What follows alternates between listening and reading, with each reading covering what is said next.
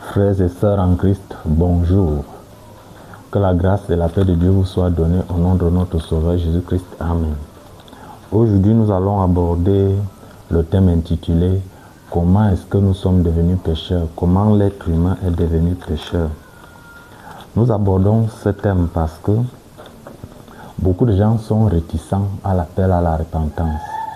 Beaucoup de gens ne répondent pas à l'appel à la repentance. Beaucoup de gens pensent que eux, ils ne sont pas mauvais. Comme ils ne volent pas, comme ils ne tuent pas, comme ils ne posent pas de mauvais actes, alors ils ne sont pas mauvais. Beaucoup sont aussi animés par l'orgueil, puisque nous avons été marqués par Satan. Or, la particularité de Satan, c'est qu'il est orgueilleux et il a laissé cette marque en l'être humain. Il y a des gens qui refusent de s'abaisser, puisque se repentir, c'est s'humilier, s'abaisser. C'est accepter qu'on n'est pas bon, qu'on est mauvais, qu'on est pécheur. C'est accepter qu'on a fait de mauvaises choses. Or, beaucoup de gens ont du mal à s'humilier. Ils ne veulent pas s'abaisser. Et c'est vraiment un frein, un blocage. Or, il est important de se repentir. Parce que se repentir, c'est d'accepter donc qu'on est pécheur. Si on ne se repent pas, on ne peut pas avoir le pardon de ses péchés. La repentance elle-même est tellement importante que quand le Seigneur Jésus-Christ a commencé son ministère, la première chose, ses premiers mots, quand il est sorti du désert après avoir été tenté par Satan, ses premiers mots c'était « Repentez-vous ». C'est dans Matthieu chapitre 4 verset 17 qui dit ceci. D'ailleurs le sous-titre au-dessus du verset 17, le sous-titre c'est « Commencement du ministère de Jésus ». Matthieu chapitre 4 verset 17 qui dit dès ce moment, Jésus commença à prêcher et à dire « Repentez-vous, car le royaume des cieux est proche ». Donc la repentance, c'est un point clé. Et se repentir, c'est de reconnaître qu'on est pécheur. Or, beaucoup de gens ont du mal à reconnaître qu'ils sont pécheurs.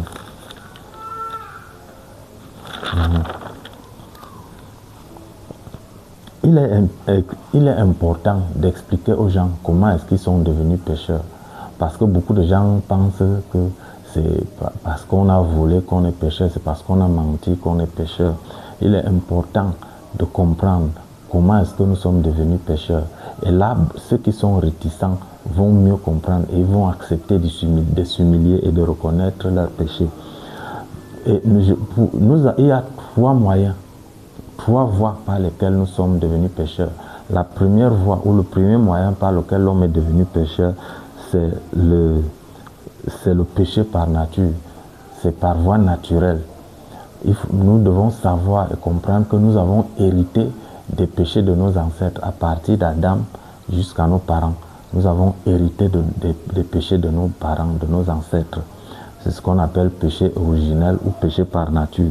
Pour démontrer cela, nous allons lire la Bible dans le livre dans Deutéronome chapitre 5 verset 9 qui dit ceci.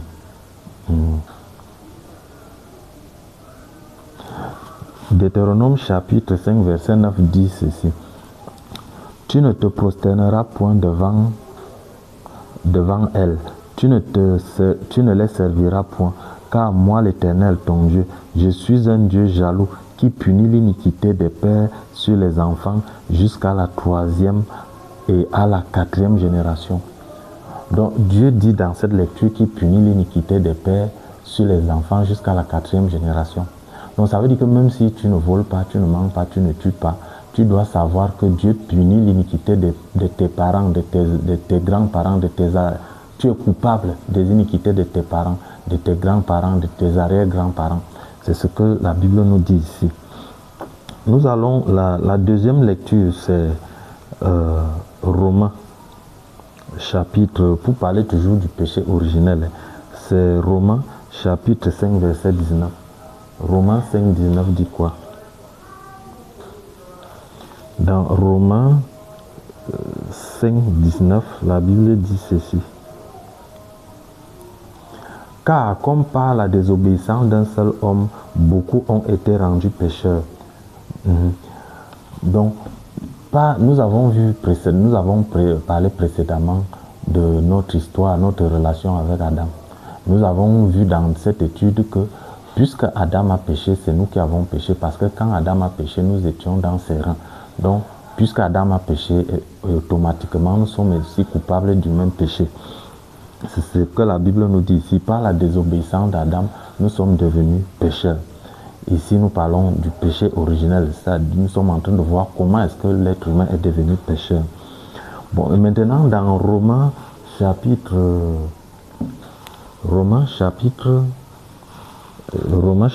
8, verset 3. Romains chapitre 8, verset 3. Car, chose impossible à la loi, parce que la chair la rendait sans force, Dieu a condamné le péché dans la chair. Cette lecture nous montre que Dieu a condamné, nous dit que Dieu a condamné le péché dans la chair. Et dans Jérémie chapitre 17, verset 1, la Bible dit que le péché de Judas a été écrit sur la table de nos cœurs avec un burin de fer et avec une pointe de diamant. Ce qui veut dire que même si tu ne voles pas, même si tu ne tues pas, quand le péché a été condamné dans ta chair, et ce n'est pas après notre naissance que nous sommes devenus pécheurs. Puisque la Bible nous dit que nous héritons des péchés de nos parents, de nos ancêtres. Donc, dans le ventre même de ta mère, tu es déjà héritier des péchés de tes parents, de tes ancêtres. Dans le ventre de ta mère, tu as déjà encore formé des chairs. Donc, dans le ventre de ta mère, le péché a été condamné dans ta chair. Dans le ventre de ta mère, tu as déjà un cœur. Oh, nous venons de lire ici que le péché de Judas a été écrit sur la table de nos cœurs. Donc, pendant que ton cœur se formait dans le ventre de ta mère, le péché était en train d'être écrit sur les tables de ton cœur. C'est pour cela que la Bible dit, Jésus dit dans Marc chapitre 7, verset 21, que c'est du dedans de l'homme que sortent les mauvaises pensées, les mauvaises choses. Quand tu pars poser l'acte, ce n'est pas quand tu pars poser l'acte que tu deviens voleur. Ce n'est pas quand tu pars voler ou tuer que tu deviens voleur. Le vol est en toi, le vol a été écrit sur la table de ton cœur, le vol a été condamné dans ta chair. Le meurtre, les impudicités, toutes ces choses, le mensonge, toutes ces choses ont été écrites sur la table de ton cœur, elles ont été condamnées dans ta chair. Le moment opportun, ça sort seulement. Donc, c'est quand ça sort, quand tu poses l'acte là, c'est le péché qui était déjà en toi, que tu es né avec, qui est en train de sortir. Donc, ce n'est pas quand tu poses l'acte que tu deviens pécheur. Tu nais avec le péché. Bon, maintenant, ceux qui disent que, après avoir suivi toutes ces lectures, bon, nous comprenons donc que nos parents nous ont laissé avec un héritage lourd, un héritage mauvais. Ils ne nous ont pas seulement laissé les maisons, les comptes en banque, les voitures, les terrains. Ils nous ont aussi laissé leurs péchés. Et c'est d'ailleurs, c'est du péché originel que viennent aussi les malédictions générationnelles. Parce qu'il y a des familles, vous voyez dans certaines familles, il y a certaines maladies qui se répètent. Donc le père a une maladie, cette maladie se répète sur l'enfant, sur les petits-enfants et de génération en génération. Ça peut être une malédiction, ça peut être la mort précoce, ça peut être la folie, ça peut être le cancer du sein, ça peut être le diabète. Des malédictions générationnelles viennent aussi du péché générationnel. Par exemple, si ton grand-père est allé faire un sacrifice chez un marabout, la Bible dit dans 1 Corinthiens chapitre 10 verset 20 que tout sacrifice que nous faisons, c'est au démon qu'on fait, c'est au démon qu'on le fait, puisque tous les autres sacrifices ont été annulés par le sacrifice du Seigneur Jésus-Christ. Le sacrifice de Jésus a annulé tous les autres sacrifices. Donc, si aujourd'hui vous vous levez, ou si votre grand-père ou arrière-grand-père allait faire un sacrifice chez un marabout, ou que ce soit, ou dans les traditions, tous les sacrifices qu'on fait là, vous devez savoir que c'est au démon qu'il a fait ces sacrifices. Et quand vous naissez, vous héritez de ces démons-là, parce que quand vous faites un sacrifice, ce verset 1 Corinthiens 10, 20 dit que vous communiez avec les démons. Et ces démons-là, ils ne partent pas, ils restent là. Et les démons sont accompagnés généralement des problèmes. Ça peut être les maladies, ça peut être la mort précoce, ça peut être la pauvreté, ça peut être toutes les malédictions que vous pouvez imaginer. Chaque démon traîne toujours derrière lui un problème. Donc ça dépend du démon avec lequel ton parent ou toi-même ou ton ancêtre a communié quand il allait commettre le péché. Ce démon va vous suivre, il va régner dans votre famille. Tant qu'il n'y a pas un esprit supérieur qui vient le chasser, ce démon va rester là. Bon, nous revenons donc à ce que je disais au départ pour parler des péchés, les moyens par lesquels nous sommes devenus pécheurs. Nous avons donc d'abord vu le premier moyen qui est le péché originel, ou le péché d'Adam et Ève. Nous avons vu que nous naissons pécheurs parce que Dieu punit l'iniquité des pères sur les enfants jusqu'à la 4e génération. Donc quand on naît, on hérite des péchés de nos parents. Nous avons aussi vu que dans Romains chapitre 5 verset 19, la Bible dit que par la désobéissance d'un seul homme, beaucoup d'hommes sont devenus pécheurs. Et nous avons vu dans Romains chapitre 8 verset 3 où la Bible dit que le péché a été condamné dans la chair.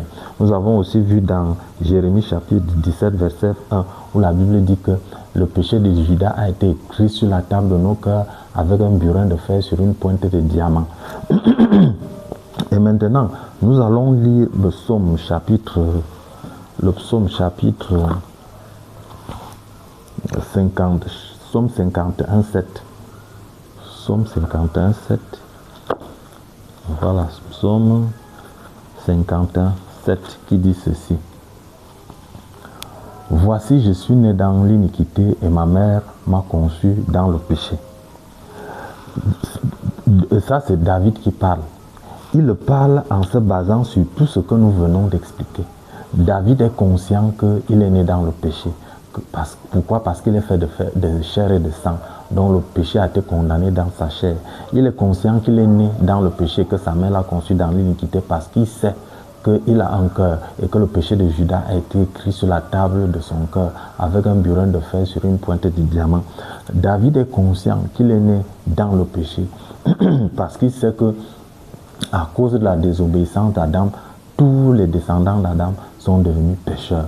Voilà pourquoi David confesse donc ici que voici, je suis né dans l'iniquité, ma mère m'a conçu dans le péché. Nous allons, dans la prochaine étude, nous allons parler des deux autres moyens par lesquels l'homme est devenu pécheur, c'est-à-dire le péché par nos propres transgressions, parce que l'homme est aussi devenu, il pêche par ses propres transgressions. Il y a aussi le péché par les liens. Nous sommes aussi devenus, Dieu nous impute aussi les péchés de nos proches, des gens avec qui nous sommes liés. Ça, c'est ce que nous allons voir prochainement. Que Dieu vous bénisse.